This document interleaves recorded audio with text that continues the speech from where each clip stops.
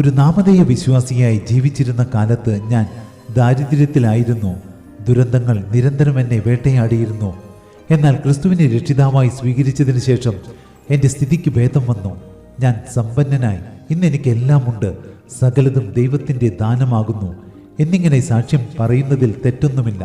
പക്ഷേ ഭാവിയിൽ ഇതെല്ലാം നഷ്ടപ്പെടുകയാണെങ്കിൽ, പഴയതുപോലെ ജീവിതം ദുരന്തപൂർണമായി തീരുകയാണെങ്കിൽ ഇതേ വിശ്വാസത്തിൽ നിലനിൽക്കാനാവുമോ?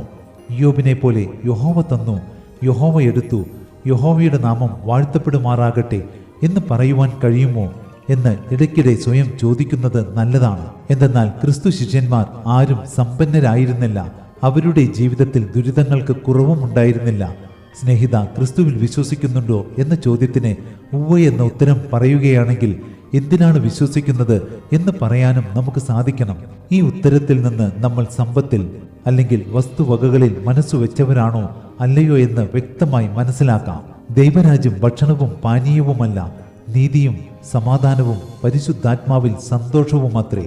ഈ വചനം നമ്മൾ ഒരു നാളും മറന്നു പോകരുത്.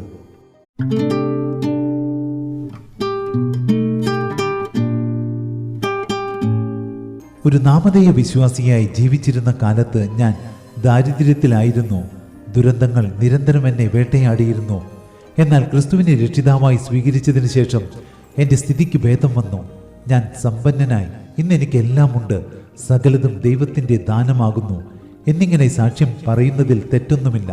പക്ഷേ ഭാവിയിൽ ഇതെല്ലാം നഷ്ടപ്പെടുകയാണെങ്കിൽ, പഴയതുപോലെ ജീവിതം ദുരന്തപൂർണമായി തീരുകയാണെങ്കിൽ ഇതേ വിശ്വാസത്തിൽ നിലനിൽക്കാനാവുമോ?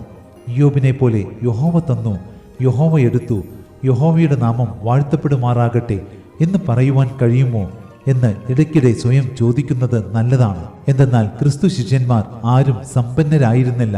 അവരുടെ ജീവിതത്തിൽ ദുരിതങ്ങൾക്ക് കുറവുമുണ്ടായിരുന്നില്ല. സ്നേഹിത, ക്രിസ്തുവിൽ വിശ്വസിക്കുന്നുണ്ടോ എന്ന ചോദ്യത്തിന് ഉവ്വ് എന്ന ഉത്തരം പറയുകയാണെങ്കിൽ എന്തിനാണ് വിശ്വസിക്കുന്നത് എന്ന് പറയാനും നമുക്ക് സാധിക്കണം. ഈ ഉത്തരത്തിൽ നിന്ന് നമ്മൾ സമ്പത്തിൽ അല്ലെങ്കിൽ വസ്തുവകകളിൽ മനസ്സു വെച്ചവരാണോ അല്ലയോ എന്ന് വ്യക്തമായി മനസ്സിലാക്കാം. ദൈവരാജ്യം ഭക്ഷണവും പാനീയവുമല്ല, നീതിയും സമാധാനവും പരിശുദ്ധാത്മാവിൽ സന്തോഷവുമത്രേ. ഈ വചനം നമ്മൾ ഒരു നാളും മറന്നു പോകരുത്.